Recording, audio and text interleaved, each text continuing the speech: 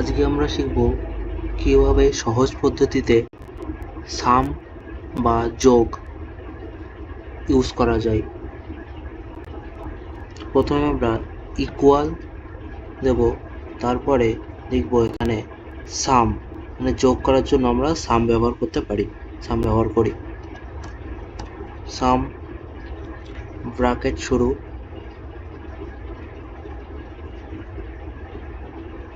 তারপরে এটা